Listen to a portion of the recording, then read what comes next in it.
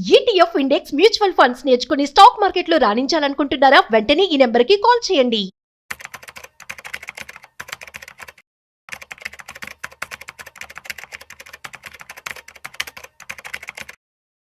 Promoter కనుక zero అయితే అంటే ఒక కంపెనీని స్టార్ట్ చేసిన వ్యక్తి ఒక షేర్స్ అనేవి జీరో అయిపోతే సో అటువంటి కంపెనీలో అంటే ఫర్ ఎగ్జాంపుల్ ఆ కంపెనీని వదిలేసి వెళ్ళిపోయారని చెప్పి అనుకోవచ్చు. సో బట్ కంపెనీ మాత్రం వేరే వాళ్ళ చేతిలో ఉంది, మంచిగా రన్ అవుతుంది. సో అటువంటి పరిస్థితుల్లో అటువంటి కంపెనీలో మనం ఇన్వెస్ట్మెంట్ చేయొచ్చా లేదా? సో ఈ విషయాలు మనతో చెప్పడానికి ఇవాళ మనతో ఫినాన్షియల్ ఎక్స్పర్ట్ సుందర్ రామరెడ్డి గారు ఉన్నారు. సో వారి మాటల్లో మరింత సమాచారం అడిగి తెలుసుకుందాం. హాయ్, హలో, నమస్తే, welcome to business bus with Raju Pasupuleti on Suman TV. So hi sir, నమస్తే. నమస్తే. యా సార్, యాక్చువల్లీ ఇప్పుడు ప్రమోటర్ హోల్డింగ్ జీరో అయితే కనుక అటువంటి పరిస్థితుల్లో మనం ఇన్వెస్ట్మెంట్ చేయొచ్చు అంటారా? యా, బేసికల్గా ప్రమోటర్ క్వాంటిటీ జీరో ఉండి రెస్ట్ ఆఫ్ ది వాళ్ళ స్టాక్స్ ఎక్కువ ఉండటం అనేది చాలాసార్లు జరుగుతూ ఉంటుంది. మామూలుగా అయితే ఎవరైతే కంపెనీని స్టార్ట్ చేస్తారో వాళ్ళని మనం ప్రమోటర్స్ అంటారు. అవును. జనరల్ రూల్ ఏంటంటే ప్రమోటర్కి ఎంత ఎక్కువ ఉంటే వాళ్ళు కొంచెం సీరియస్ గా బిజినెస్ లో ఇన్వాల్వ్ అవుతారు అండ్ వాళ్ళ కోసం వాళ్ళు బాగా పనిచేస్తారు కాబట్టి అట్లీస్ట్ కంపెనీ బాగుంటుంది అంటారు. అందుకని మంచి ఫండమెంటల్ సౌండ్ అంటే సేల్స్ పెరుగుతూ ప్రాఫిట్ పెరుగుతూ ప్రమోటర్ కూడా 75% దాకా ఉందనుకోండి, వాటా మాక్సిమం వాటా ఉందనుకోండి, అవి మంచి కంపెనీస్ కింద లెక్క అనమాట. అందుకని యూజువల్ గా రెండు కంపెనీలు మనం పిక్ చేసినప్పుడు రెండు ఫండమెంటల్ సౌండ్ అయి ఉండి ఒకటే తీసుకుందాం అనుకుంటే ప్రమోటర్ క్వాంటిటీ ఏది ఎక్కువ ఉంటుంది అది తీసుకుంటారు ఎక్కువ మంది. ఎందుకంటే సేల్స్ బాగుంది బట్ ప్రమోటర్ క్వాంటిటీ కూడా ఎక్కువ ఉంది కదా. కానీ ప్రమోటర్ క్వాంటిటీ అసలు ఏం తగ్గినా సరే మామూలుగా సెబీ రూల్స్ ప్రకారం ఏంటంటే 75% కన్నా ఎక్కువ ఉండడానికి లేదు ప్రమోటర్ కి. రెస్ట్ ఆఫ్ ది 25 అయిపోయే రూట్ లో అమ్మాల్సిందే. ఒకవేళ అమ్మలేదంటే విత్ ఇన్ ద 3 years కల్లా ఆ వాటర్ తగ్గించుకోవాలి. ఓకే, అయితే ప్రమోటర్ క్వాంటిటీ 75 దగ్గర నుంచి తగ్గించుకుంటూ లాస్ట్ కంపెనీలో జీరో ఉంది అనుకోండి, అలాంటప్పుడు ఇన్వెస్ట్ చేయొచ్చా అంటే కంపెనీ ఫండమెంటల్ ఇంపార్టెంట్ తప్ప ప్రమోటర్ క్వాంటిటీ ఎంత ఉండేది సప్లిమెంటరీ ఉండదు. అందుకని ప్రమోటర్ క్వాంటిటీ జీరో ఉన్నా సరే మనం పెట్టుకోవచ్చు. స్టాక్ మార్కెట్ లో మీరు స్కానర్ కనుక రన్ చేసేసి ప్రమోటర్ క్వాంటిటీ జీరో ఉన్న కంపెనీ లిస్ట్ కనుక గ్యాదర్ చేస్తే 500 అండ్ క్రోర్స్ కన్నా ఎక్కువ ఉన్న కంపెనీస్ అంటే కంపెనీ మార్కెట్ క్యాపిటలైజేషన్ 500 కోట్ల కన్నా ఎక్కువ ఉన్న కంపెనీస్ మనం చూసుకుంటే ఒక 50 కంపెనీలు ఉంటాయి కనీసం. వాటిలో ఎక్కడ ప్రమోటర్లు ఉండరు అంటే ప్రమోటర్ బదులు ఇన్స్టిట్యూషన్స్ ఉంటారు అనమాట. అట్లా ఎగ్జాంపుల్ మనం చూసామనుకోండి కొన్ని కంపెనీస్ లో, ఎగ్జాంపుల్ ఇండియాలో top most famous HDFC Bank promoter quantity zero and ICICI Bank promoter quantity zero, ITC, L&T and Zomato, BSC, Swiggy, PB fintech, Yes Bank, Coforge and Paytm, IDFC Bank, Federal Bank, ఇలాంటి కనీసం 50 companies ఉంటాయి. ఇవన్నీ కూడా fundamentals ఉండే South Indian Bank, CMS Info System, Equitas, CarTrade, Karnataka Bank and Care Rating. Okay, ఇలాంటి చాలా companies ఉన్నాయి. అందుకని ప్రమోటర్ లేరు అని ఒక రీజన్ తోటి మనం బయటకు ఉంచడం కుదరదు. దాని బదులు ప్రొఫెషనల్ మేనేజ్మెంట్ చేస్తున్నారు కాబట్టి బాగుంటుంది అనమాట. అందుకని ఇంకోలా చూస్తే పాజిటివ్ బ్యాస్ మీద మనం చూసాం అనుకోండి, ఏ కంపెనీలో అయితే ప్రమోటర్స్ కి ఎక్కువ మందికి వాటా లేకపోయినా సరే ఒక ప్రొఫెషనల్ బోర్డు మేనేజ్ చేస్తుంటదో వాళ్ళైతే పక్కా ప్రొఫెషనల్స్ కాబట్టి షేర్ హోల్డర్స్ కి వాల్యూ క్రియేట్ చేస్తారు. ఓనర్ అనుకోండి, మా చుట్టాలను పెట్టుకోవాలి డైరెక్టర్ లాగా, మా రిలేటివ్స్ ని ఫుల్ టైం ఎంప్లాయీస్ లో ఉంచుకోవాలి, ఇలా చూస్తాడు. అదే ప్రొఫెషనల్ బోర్డు అనుకోండి, ఆ బయాస్ లేదు కదా, అందుకని పక్క ప్రొఫెషనల్ ఎంప్లాయీస్ ని తీసుకుంటాడు, హైర్ చేస్తాడు. కాబట్టి షేర్ హోటల్ కి మంచి వెల్త్ క్రియేట్ అవుతుంది లాంగ్ టర్మ్. అండ్ రెండోది ట్రాన్స్పరెన్సీ క్లియర్ గా ఉంటుంది, ఎందుకంటే వాళ్ళకి వాటాలు ఏం లేదు కాబట్టి ఇందులో హిడెన్ డేటా ఏం లేదు, ఇంకా క్లియర్ గా ట్రాన్స్పరెన్సీ ఉంటుంది. అండ్ ఇన్స్టిట్యూషనల్ సపోర్ట్ ఎక్కువ ఉంటుంది వాళ్ళకి, ఎందుకంటే ప్రొఫెషనల్స్ కాబట్టి నువ్వు పర్ఫెక్ట్ చేస్తుంటేనే ఇన్స్టిట్యూషన్ సపోర్ట్ ఇస్తారు. నువ్వు చేయట్లేదు సరిగ్గా పర్ఫార్మెన్స్, నేను లేపేస్తారు. అదే ప్రమోటర్ క్వాంటిటీ ఎక్కువ ఉంది అనుకో, నువ్వేం చేయలేవు. కొన్ని కంపెనీల్లో ప్రమోటర్ శాలరీసే టోటల్ కంపెనీ ప్రాఫిట్ 30-40% ఉంటుంది అండి. 30-40% మనం ఏం చేయలేము, ఎందుకంటే ప్రమోటర్ క్వాంటిటీ 74% ఉంది అనుకోండి, వాళ్ళు ఏం చెప్తే అదే ఇష్టమైతే ఉండండి లేకపోతే కాలేజీ వెళ్ళిపోండి.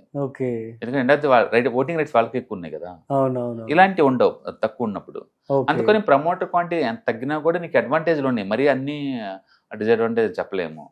End of the day sales పెరుగుతూ ప్రాఫిట్ పెరుగుతా ఉంది అనుకోండి, ఏదన్నా మనకు ఓకే అనమాట. అందుకని ఇవన్నీ సప్లిమెంటరీ, కోర్ పార్ట్ అయితే కాదు.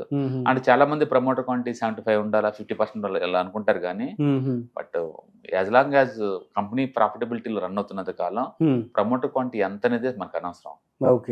Most of the corporative banks అన్ని కూడా it's promoter quantity so zero. Okay, మరి అలాంటి ఒకవేళ ప్రమోటర్ వెళ్ళిపోయారు జీరోలో, ప్రమోటర్ వెళ్ళిపోయారనే బదులు ప్రమోటర్ హోల్డింగ్ జీరో ఉందనుకోండి, ప్రమోటర్ క్వాంటిటీ తక్కువ ఉందనుకోండి, దాన్ని పబ్లిక్ ప్లాట్ఫామ్ కన్వర్ట్ చేసుకుంటారు అన్నమాట. Okay. So in that case as a common person, so ఎటువంటి రీసెర్చ్ చేస్తే బెటర్ అంటారు వాళ్ళు? నో, నేను ప్రమోటర్ క్వాంటిటీ అనేది ఒక చిన్న ఎలిమెంట్ అంతే. ఆ ఒక్కదాన్ని పట్టుకొని మన కంపెనీ ఇన్వెస్ట్ చేయలేము. డెట్ అనేది ఒక సింగిల్ ఎలిమెంట్.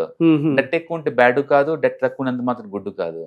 మనకు కావాల్సింది ఏంటంటే క్యాపిటల్ అలొకేషన్ ప్రాపర్ గా చేస్తున్నా లేదా, ఆ క్యాపిటల్ ప్రాపర్ గా వాడుతున్నాడా లేదా, ఆర్ఓఈ ఆర్ఓసి ఎక్కువ వస్తుంది లేవా, సేల్స్ బాగా పెరుగుతున్నాయి, ఇలాంటి పారామీటర్లు మనం చెక్ చేసుకుంటూ పోవాలి తప్ప ఇవన్నీ సప్లిమెంటరీ అనమాట. అందుకని అప్పులు ఎక్కువ ఉన్నంత మాత్రం మనం బ్యాడ్ అండ్ స్టాంప్ వేయలేము ఈ ఒక్క రీజన్ తోటి. అప్పులతో పోల్చుకున్నప్పుడు కంపెనీ సేల్స్ స్లోగా ఉంది అనుకోండి, అప్పులు చేయడం వేస్ట్ కదా. ఒక 3 years ఎన్ని ఇయర్స్ మనం చెక్ చేసుకుంటే లాస్ట్ 3 to 5 years నుంచి ఇంప్రూవ్మెంట్స్ ఏమైనా ఉందనుకోండి మనం తీసుకోవచ్చు. అందుకని కంపెనీలో మనం బ్యాలెన్స్ షీట్ అనాలిసిస్ చేసేటప్పుడు క్వాలిటేటివ్ పారామీటర్లు, క్వాంటిటేటివ్ పారామీటర్ రెండు చూస్తాము. ఎక్స్టర్నల్ ఎన్విరాన్మెంట్ లో గవర్నమెంట్ సపోర్ట్ ఎలా ఉంది, ప్రస్తుతానికి ఏ సెక్టర్ హాట్ నడుస్తుంది, ఆ సెక్టర్ కి ఆపర్చునిటీ ఎలా క్రియేట్ కాబోతున్నాయి, ఇవన్నీ చూసుకుంటే మనం దాన్ని టాప్ బిల్డ్ డౌన్ అప్రోచ్ అంటారు. అంటే పైన ఏమో కంట్రీ గ్రోత్, తర్వాత ఏమో సెక్టర్ గ్రోత్, తర్వాత మన కంపెనీ గ్రోత్, తర్వాత మేనేజ్మెంట్ బిహేవియర్, ఇవన్నీ అనాలిసిస్ చేసుకొని అప్పుడు మన కంపెనీ ఫిల్టర్ చేస్తాం అనమాట. ఫర్ ఎగ్జాంపుల్ ఇప్పుడు షిప్పింగ్ ఇండస్ట్రీ చాలా బాగుంది, హాట్ అది, అంటే షిప్పింగ్ సంబంధించిన స్టాక్స్ మనం కొనుక్కోవచ్చు. అలాగే పవర్ గవర్నమెంట్ బీభత్సంగా ఎంకరేజ్ చేస్తుంది, ఆ ఏరియాలో వాటిని మనం తీసుకోవచ్చు.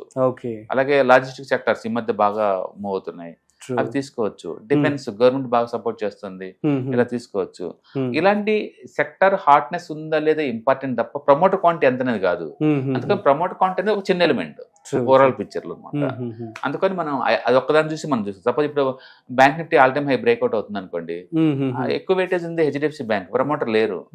అంటే second biggest bank ICICI bank, దానికి ప్రమోటర్ లేరు. అంటే ఇండియాలో బ్యాంక్ నిఫ్టీలో 50% వెయిటేజ్ ఉన్న హెచ్డిఎఫ్సి బ్యాంక్, ఐసిఐసిఐ బ్యాంక్ రెండింటిలో ప్రమోటర్ లేరు.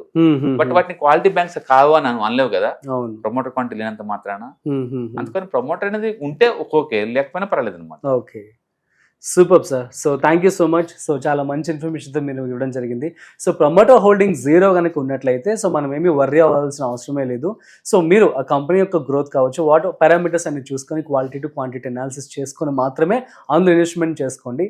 So that's it. అయితే ఈ యొక్క కంపెనీస్ మ్యూచువల్ ఫండ్స్ కావచ్చు, ఇన్వెస్ట్మెంట్ సంబంధించి సుందరామరెడ్డి గారు ఒక వెబినార్ అనేది కండక్ట్ చేయడం జరుగుతుంది. సో దీంట్లో కనుక మీరు రిజిస్ట్రేషన్ చేసుకోవాలనుకున్నట్లయితే సో కింద స్క్రోల్ అవుతున్నటువంటి నెంబర్కి మీరు కాల్ చేసి రిజిస్టర్ అవ్వండి. అయితే ఇందులో ఏమేమి కవర్ చేస్తారో ఒకసారి సుందరామరెడ్డి గారి మాటలను అడిగి తెలుసుకుందాం. సార్ చెప్పండి ఒకసారి మన ప్రేక్షకులకి ఈ యొక్క వెబినార్లో ఏమేమి టాపిక్స్ మీరు కవర్ చేయబోతున్నారు? ఇది ఆన్లైన్ వెబ్ లో ETFs, index funds and mutual funds, ఈ మూడింటి గురించి మనం డిస్కస్ చేస్తాము. సో మొత్తం టోటల్లీ 6 hours ట్రైనింగ్, అది డైలీ 2 hours ఉంటుంది. అండ్ మీకు ఏదైనా డౌట్స్, ఇంటరాక్టివ్ ప్రోగ్రామ్ ఉంటుంది, మీరు నేను ఎలా మాట్లాడుకుంటున్నాం అలా ఉంటుంది. ప్రతి యూజర్ వాళ్ళకి ఏదైనా డౌట్స్ ఉంటే అడగచ్చు. సో బేసికల్గా స్ట్రక్చరల్ వైజ్ గా వీటిని ఎలా డెవలప్ అయినాయి, అంటే వీటిని ఎలా ట్రాక్ చేసుకోవాలి, అంటే ఎక్కడెక్కడ రిసోర్సెస్ దొరుకుతాయి, ఎట్లా అనలైజ్ చేయాలి, ఎలా బై చేయాలి, ఇవన్నీ ప్రాక్టికల్ వేలు నేర్చుకుంటారు అనమాట. మీకు already anybody can trade program run అవుతుంది, అది ఈటీఎఫ్స్ ఎలా పిక్ చేస్తారో మీకు ఐడియా జనరేట్ అవుతుంది వాటి నుంచి. అలాగే మ్యూచువల్ ఫండ్స్ మనం బోల్డ్ అంత జనరల్ టాపిక్స్ కూడా ఇస్తున్నాము. ఎవరైనా బాగా ఇంట్రెస్ట్ ఉండి కొంచెం ఎక్కువ మొత్తంలో డబ్బుని మేనేజ్ చేద్దాం అనుకున్న వాళ్ళకి ఇలాంటి ఎడ్యుకేషనల్ కంటెంట్ బాగా ఉంటుంది అనమాట.